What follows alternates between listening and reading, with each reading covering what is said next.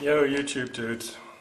I suppose this is to Gary, but because I've just listened to, it wasn't on my MP3 because it was labelled wrong, but Anton, the last Gary video to Professor Anton, and I've listened to the ones with Pyro and Matt, and talking about Fred, although I don't know much about what Fred's up to. But let's say this is the conversation that's going on, and I thank them all for it, for the conversation. I think it's better than any conversation I've come across on YouTube, and I imagine anything that I can imagine on the television in the way of soap operas or series of sport or whatever it might be. It's been good conversation, and I must say it's realistically been driven by Gary, with the others coming along for the ride, but in a way they are, no, I won't say, but everyone's going along for the ride.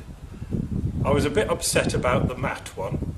I don't listen to Matt's videos, but listening to Matt on Gary's play a bit of the video, it was quite sad because, I mean, Matt, Gary and I go back right to the beginning. I mean, I remember in 2007 anyway, we were having good triangular conversations and other people were obviously joining in. And I think it can even be a lesson to people like Fred. I don't know if Fred knows of Matt, or Anton came later, Professor Anton came later, to show things aren't on a graduated scale from black to white or anything like that. That's not what I'm suggesting, but they could listen maybe to Matt a few times just to see how far off the rails you can go in, what would we call it, letting your imagination run away with you, or letting other people run away with your imagination. It's sad that it is Matt that is serving as an object lesson in how to go wrong.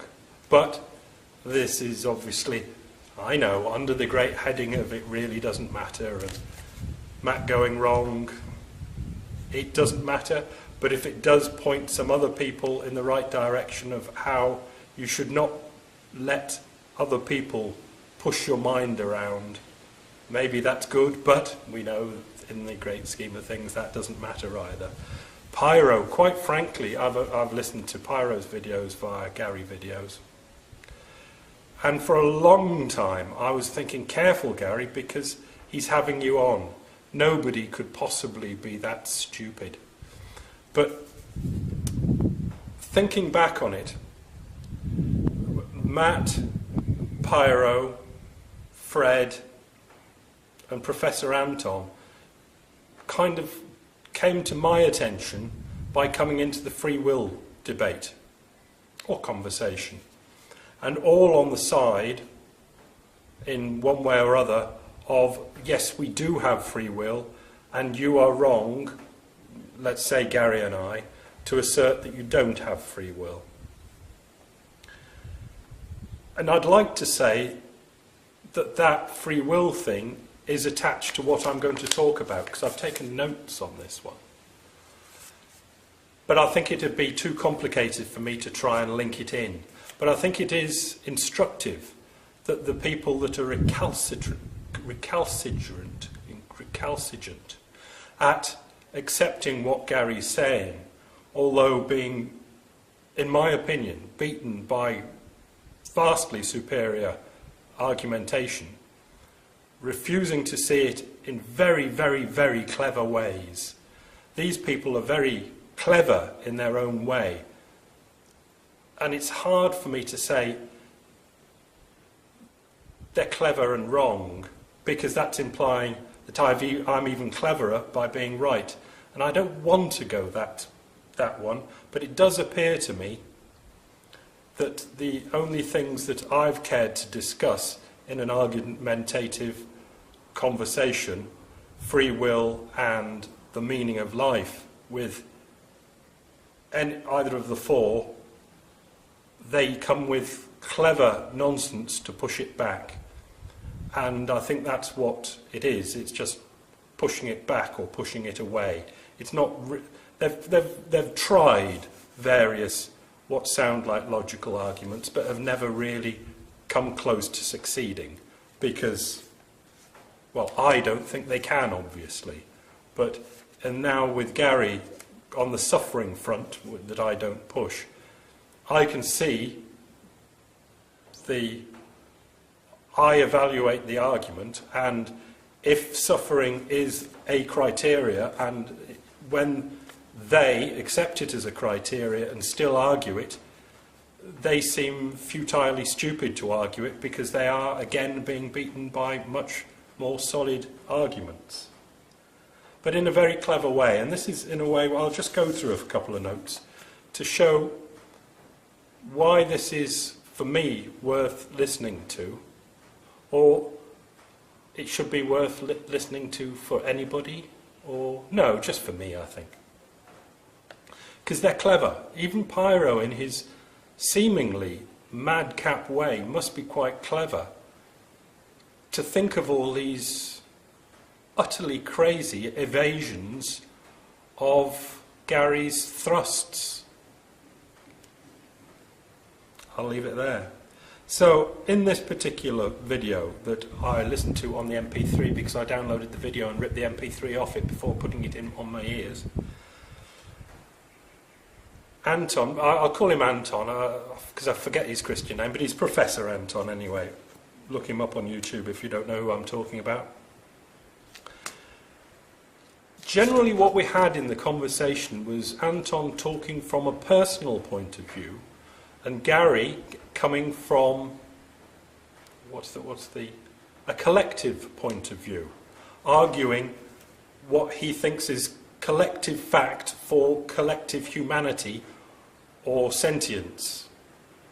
But Anton is generally coming from, even though he doesn't say it, generally all of the implication is from a personal point of view. And he comes up with the first argument, which was a gift. I forget exactly how it came out in conversation, but this has been going on for a couple of videos apparently, and this gift Anton pushed as the gift of life, and how one should be gracious when somebody else gifts you something. And the implication here is that people are receiving the gift of life, sometimes called the precious gift of life or the sacred gift of life. Now, you'll have it stocked away in your concepts in your head as sacred or precious gift of life. And it's clever by Anton to bring this one out, knowing that it will resonate with other brains, because he'll know that in songs and TV and movies, this precious gift of life thing is always dressed up in clean pink pyjamas. It's really nice. So it's a really good one to put in and dress it up. Doesn't call it the gift of life, but just calls it a gift. And you're receiving a gift, and you should be gracious about that gift because people have gone to the effort of giving you that gift. So obviously Gary pointed out that this is not true, because it's not. Just because somebody gives you a gift, yes, you can say thank you, but you have no obligation if they give you a mustard-coloured tie to wear the mustard-coloured tie. But yes, perhaps for civilization to progress, you should say thank you for the mustard-coloured tie before it goes on eBay if it's silk and in the bin if it's not. Or stuffed at the back of the wardrobe. But what the idea here is that parents are giving the gift of life to the child, but they're not. Well, I'm saying they're not, but I'll give you the opportunity to say that they are. Do you think that parents...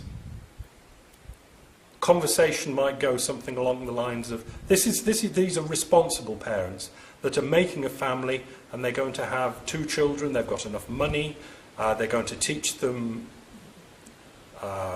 all sorts of really nice things. They're going to give them the things that they didn't have in life, and do you think they still will, let's pop upstairs and do some gift of lifing? Do you really think that that's what the parents are thinking any time in that decision, whole decision making from, should we have a family, dear? When should we have a family? We'll have the family now, up until the family is formed through conception and all that sort of stuff. Do you really think that they were thinking about the child and the gift of life, that they were really giving a gift of life? Do you think that's the way it ever happens, a gift of life? They won't say it's not, but do you ever think they even think it does? Either of the parents, the man or the woman, they're thinking, what percentage is of the man's thinking or the woman's thinking is, I want to give a child the gift of life? So clever of Anton there to throw that in, just calling it gift, implying it's the gift of life, the gracious, precious, glorious, sacred gift of life, knowing that it'll resonate in people's heads as clean pink pyjamas, and it's very hard to talk about something that everybody knows that has the same sort of resonance with it and say, look, it's not right, is it? Because you're still not convinced, are you, that the parents aren't deciding to give the gift of life? But that gift of life, this precious gift of life, comes into the conversation somewhere along the line, but it never seemingly has to be justified. What do we have next in the song sheet? He starts pushing Stoicism, Anton. Now, you'd think that when it came down to it, that if you're arguing antinatalism and you have to push Stoicism, you should know not to bother. You should know, you should just have a realization. He pushes, Gary hits him up with, why should we live a lie? Why should we be stoic about it? Making do is Anton's expression. Making do. In a conversation about antinatalism. I don't know how anybody could possibly do that. With a straight face or try and justify it away. Make do, Stoicism. In a discussion on antinatalism. But this is it. Gary says, why should we live a lie? But Gary isn't saying, why should I live a lie? Gary's saying, why should people live that lie? But Anton is saying, I'm making do. Why can't you? And it's a rotten fucking argument. Then he goes to expands the gift of life thing, and it's got mom written all over it. I'm saying this because I've brought it up before, that a lot of these people cannot bring themselves to say anything against or go with antinatalism or say anything against mom. They just can't do it. There's a psychological block. You can hear it in Anton. He's moving up towards agreeing with Gary, but kind of bumps into mom, and then stops. You can sense the rigidity, and it's no. I've got to justify mom or moms in general, but in this case it happens to be two mums. But both need to be justified, and both can't be justified. But personally, Anton wants to justify them. And Gary then takes on a huge scale, on the worldwide scale, mothering in general, or mothers in general. And you can see that the conversation is always happening this way. Gary on the general scale, and Anton coming from the personal. Goes through adoption and abortion, Professor Anton. Desperate tricks to try and throw a really big, complicated smoke screen up. When you listen to it like I do, not being involved, you can just see this for exactly what it is, a very clever little trick. You know, in this to throw adoption and abortion in. It's just so off the game that it was just, come on guys, you're with me, aren't you? You'll have a strong idea on abortion or adoption. Let's gang together and crush these mother haters.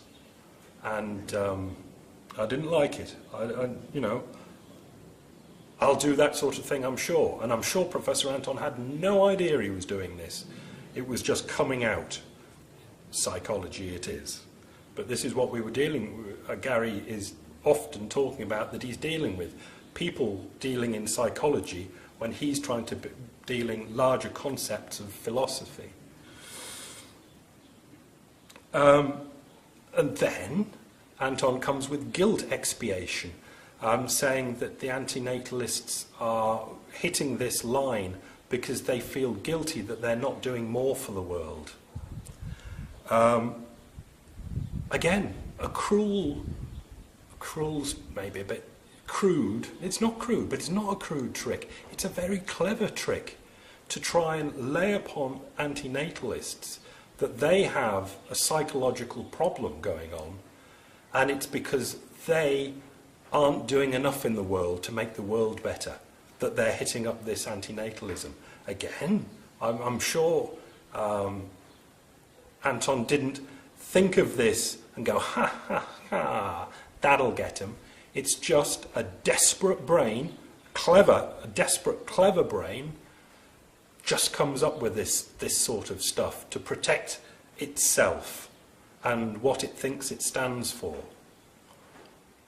probably in the eyes of its peers. And again, hits up with, look, we've got to try and make do. And every time I hear that, I go, that is not clever. Some things you've come up with are clever line, but if you're going to do with, we really must make the best of what we've got in a conversation with antinatalists, you just expect to be slapped upside the head.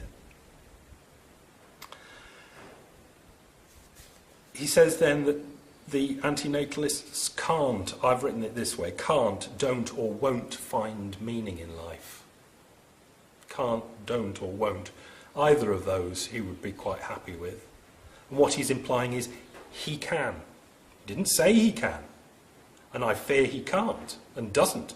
But he implies that he can. And he says that antinatalists choose to see more suffering in the world than beauty, implying that he sees more beauty in the world than suffering. Again, he doesn't say he does, and I suspect he doesn't, but he implies he does because he probably thinks his peers do. And I'd like to assure him that they probably don't. Goes on again with Stoicism, but throws in the fact that he and his peers recognise the shortcomings and flaws of existence. Again, we can see the suffering, we can empathise with the suffering, but we can rise above that, and with good food, friends and conversation, we can make do. It's very, very weak argumentation. When he comes out with the solid stuff, it's very weak, but when he comes out with the implications and the clever stuff, I bet that works better in the brains of his peers, or people he wants to influence, and presume that's why he's doing it. And a strange one towards the end, antinatalism seems to people to be an important topic. Again, that is one of the clever ones. It seems to people to be an important topic, antinatalism. Implication? It's not. But conversation is one of those things that's a good part in life. And, he goes on to say, after people seem to think that antinatalism's a good topic of conversation, that's why he's doing it. He's doing it because he's making the best of life with his good food, good friends and good conversation. He's discussing it as part of his gourmet life thing. He's discussing it because it makes for good conversation. And that's why he's doing it. The whole thing was, I don't know, was it a half-an-hour video? It was extremely instructive.